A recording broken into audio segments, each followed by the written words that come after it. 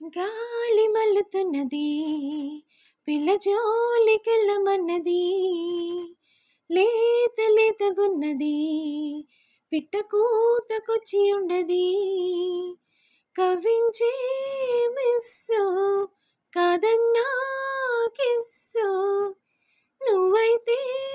plus ఈనాడో yes క్లోజప్పులో కొత్త మోజిప్పుడే వింతగా ఉంటే